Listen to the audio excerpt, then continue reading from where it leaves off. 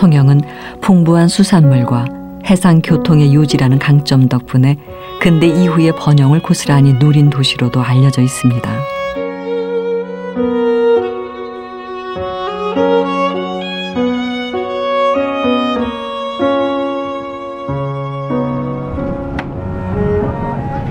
통영의 하루 일과는 이곳에서 열린다 해도 과언이 아닐 겁니다.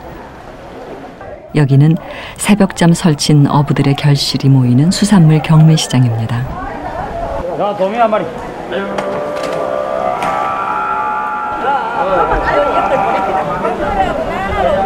시간은 새벽 4시. 그러나 도천 위판장은 바로 지금이 가장 활기찹니다. 귀를 사로잡는 것은 경매사 특유의 소리이지만 정작 바쁜 것은 그의 눈길입니다. 만원, 2만원, 3만원, 4만원, 5만원인데 여기 6만원이라 6만원, 7만원, 8만원, 9만원, 10만원. 예. 또 이래갖고 요 까딱까딱 하다 뭐 이제 이래 뭐 예를 들어 11,000원이나 11만원이나 이런 게 되고.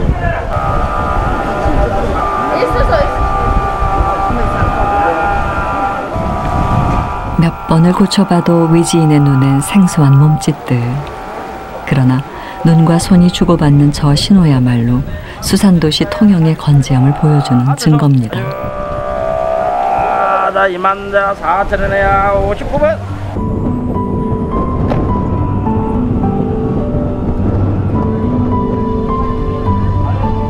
밀고 당기는 거래 끝에 낙찰된 저 싱싱한 물건들로 오늘 하루 누군가의 입은 호사를 누리겠지요.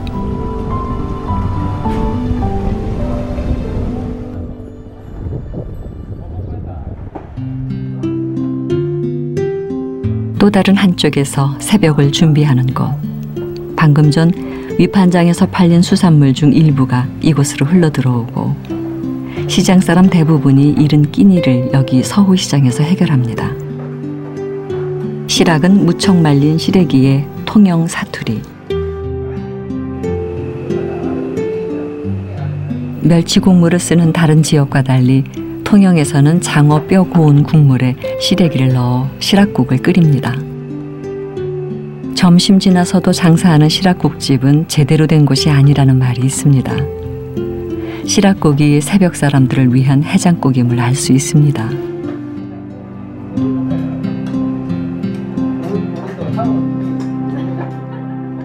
시장 오마요. 전에 사는데. 전에 사는데. 뭐 팔로 와가지고. 팔로 하고. 팔로 해장하고. 해장하고. 그래갖고 먹고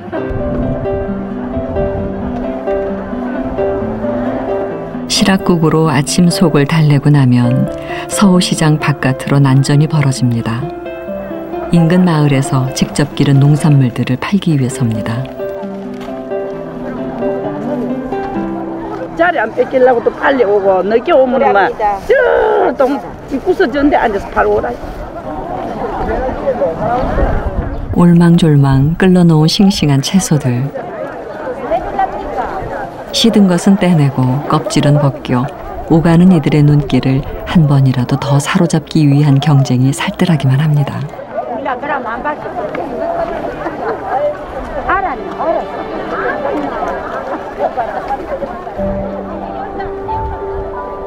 하루 벌어야 몇만 원 정도지만 손주 손에 용돈도 쥐어줄 수 있고 반찬값 버는 재미마저 톡톡하다며 저 무거운 짐을 거뜬히 머리에 이는 우리네 어머니들입니다.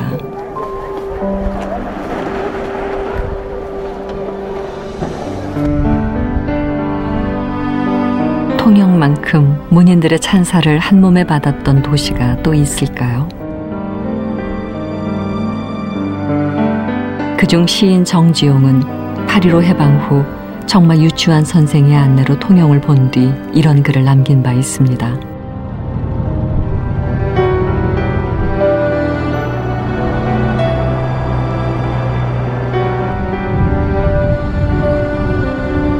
통영의 무엇이 그토록 예술가들의 마음을 사로잡았던 걸까요? 여기에는 예술에 대한 청운의 꿈을 품었던 우리 윤상 음악가 선생님, 그리고 시인 유치한 선생님이라든지 화가 전영인 화병님이라든지 이런 분들이 예술에 대한 청운의 꿈을 품고 출발했던 곳이기도 하고, 그리고 법정의 무소유의 법정스님, 신백석 이런 분들이 또 여기에 첫 발을 디뎠던 인연이 있었던 곳이기도 하기도 합니다. 대한민국을 대표하는 예술가들의 고향 통영. 그들은 골목골목마다 숱한 이야기를 만들고 전설을 심어 놓았습니다. 출발하려고 몇 시간을 기다렸던 장소이기도 하고 또 들어와서 제일 먼저 유숙하기도 했던 그런 장소이지 않나 싶습니다. 강구하는 항구이자 통영에서 가장 번화한 곳이기도 합니다. 당시의 영화를 고스란히 누렸던 이에디 여인숙은 세월의 변화를 감당 못하고 쓰러져 갑니다만 그 시절의 이야기를 수런수런 들려주는 자취들. 통영에선 오래된 풍경들이 낯설지 않습니다.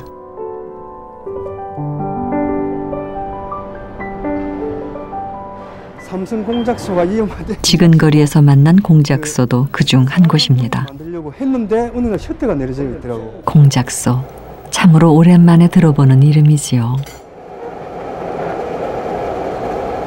주인의 망치질로 직접 빚어낸 연장들을 파는 이곳에서 53년 경력의 대장장이를 만났습니다.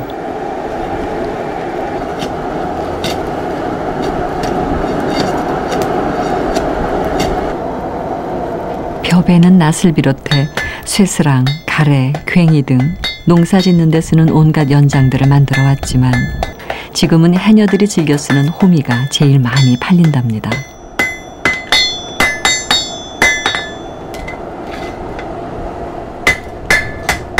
우리 나이에 손이 이런 사람은 별로 없구만. 이 손으로 다 버리고 그래도 공부 시키고 아들 다 잘 사는 기분에 이제 기분이 좋구만. 당신의 손이 참 아름답습니다. 아버지의 아버지, 또 그 아버지들이 살았던 통영은 임진왜란 당시 충청, 전라, 경상 등 3도의 수군을 지휘하는 통제영이 있었던 곳입니다. 통영은 통제영을 줄인 말이고 세병관은 그 통제영의 중심 건물인 객사입니다. 어릴 때부터 이 건물 세병관 아래 위치한 통영문화원. 3.1운동 이후 건립된 통영 청년문화운동의 산실입니다. 문화원 관계자는 통영이 예술가의 고장으로 자리 잡은 연유에 대해 이렇게 해석하고 있습니다. 자본이 축적이 되니까 교육에 관심이 가는. 일제시대에 인구 비율로 따져가지고 일본 유학생이 최고 많은 자리가 통영입니다. 그건 이미 논문에 나와 있습니다. 그렇게 해가지고 이제 관심이 있다 보니까 그 당시 이제 유학생들을 많이 보냈는데, 그 이제 부잣집 이제 아들이 이제 유학을 가지 않습니까? 그러면은 공부보다는 예능에 더 관심이 있어요. 아, 나는 그림을 잘 그려야겠다. 나는 음악을 잘 해야겠다. 아, 나는 뭐 튼튼하니까 건투를 잘 해야겠다. 이에 통영성 서문자리의 서문곡에 통영 사람들은 이 비탈길을 깍꼬막이라고 부른답니다.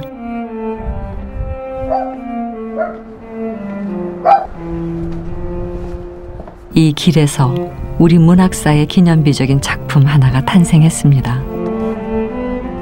서문길이라고 그 박경리 선생님의 김약국의 딸들의 주 무대이기도 합니다. 여기에 용옥이, 용란이, 용숙이 이 형제들의 그 애환이 묻어 있는. 김약국의 딸들을 펴내고 7년 뒤 일생의 역작인 토지 일부가 발표되고 또 완관되기까지 걸린 세월이 무려 25년입니다. 그 박경리 선생의 생가가 통영에 있습니다. 지금 풍광을 보면 아마 이 앞에 있는 집들이나 이런 부분들이 다 땀이 낮아가지고 여기서 보면 거기 거쳐왔던 세병관, 어떤 서문고개로 올라오는 길, 충무교회, 목내극장, 그리고 저 멀리는 중앙시장, 이렇게 전체가 다 감망이 되는 곳이어서 아마 여기에서 박경리 선생님께서 그러한 것들이, 그것들이 오랫동안 기억에 남았던 체화된 것들이 작품으로 성화되지 않았나. 서문고개를 마주하고 있는 동피랑. 동피랑은 동쪽 벼랑을 가리켜 이곳 사람들이 부르는 말입니다. 그리고 동피랑은 최근 사라져가는 달동네가 어떻게 부활하는지를 보여주는 근사한 사례로 거듭나고 있습니다. 통영의 한 시민단체 주관으로 시작이 된 마을 벽화 그리기 사업에 이어서 꺼져가는 동피랑의 생명을 되살려낸 것은 다름 아닌 네티즌들이었습니다.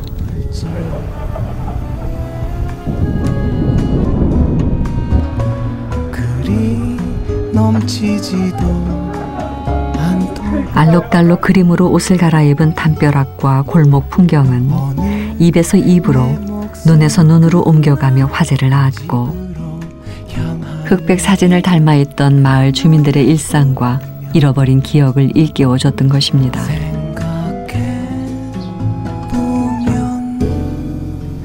난 가진 것도 별로 없는데 무얼 놓지 못해 주저하는지 오늘 밤 이렇게도 하루를 마치고 노래할 수 있어 정말 감사합니다.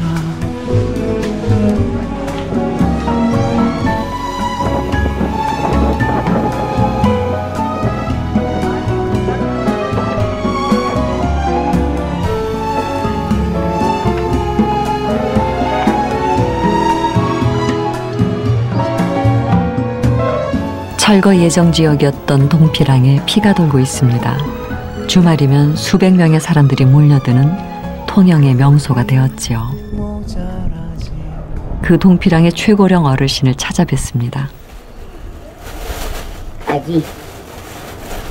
아이고, 깨서고. 어르신을 모시고 사는 이는 동피랑으로 시집와 역시 홀로 된 며느님입니다. 어머니는 그만 연세가 많게 101살이 안 된 게네. 그만 그하고. 얼마나 사신 거예요, 그러면 시어머니는? 뭐 내 저는 모르겠다 이제. 정신이 없어서. 나가 더 오래 살았지요. 나만 할매 이 마을 분들이야말로 동피랑을 더욱 동피랑답게 만드는 그림입니다.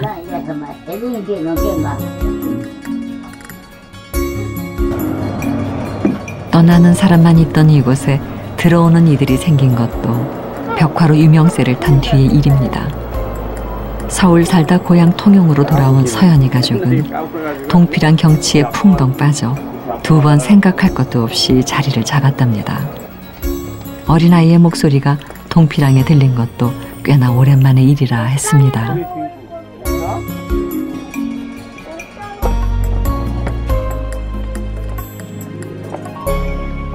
여기 동피랑에 오신 분들이 전부 다 행복해지면 좋겠다는 마음으로 그냥 그리는 거예요. 외지인들 손에 의해 그려졌던 마을 담장에 새로운 변화가 옵니다. 2년마다 새로 칠해지는 이 벽화의 주인은 누가 될까요? 서연이네 가족도 동피랑에서 오래오래 행복하게 살았으면 좋겠습니다.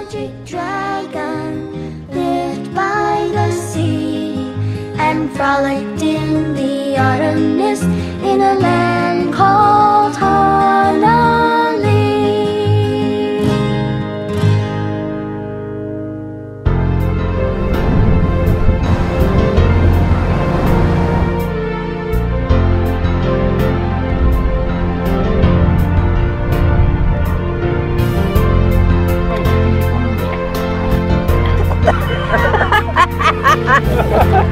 아이고,